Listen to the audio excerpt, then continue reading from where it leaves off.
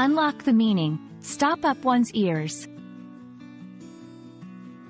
Hello, English enthusiasts. Today, we're diving into a fascinating phrase, stop up one's ears. This expression is rich in imagery and meaning, and understanding it can add depth to your English comprehension and communication. So, let's explore together what it means, its origins, and how you can use it in everyday conversations. Stop up one's ears is an idiomatic expression that means to deliberately avoid listening to something.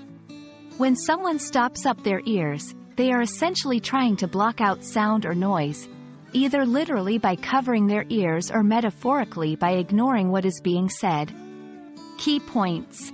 Literal meaning, physically covering one's ears to not hear something.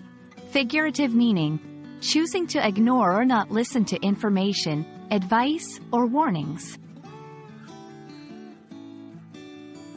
The phrase has its roots in ancient practices and texts, where people would physically block their ears to avoid hearing undesirable or harmful words. Over time, it evolved into a metaphorical expression used in various contexts. Examples in context. In literature, characters might stop up their ears to avoid hearing curses or bad news.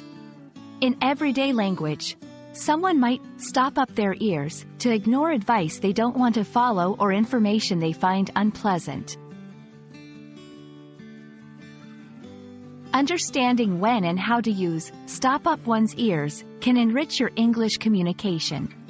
It's particularly useful in situations where you want to describe someone's refusal to listen or pay attention. Practical applications. Describing stubbornness. Despite all the warnings about the storm, he stopped up his ears and went sailing anyway. Highlighting avoidance. She stopped up her ears to the rumors, choosing to find out the truth for herself. Stop up one's ears is more than just a phrase.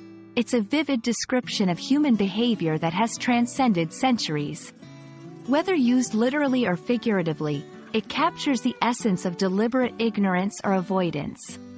We hope this exploration helps you better understand and use this expression in your English conversations and writings.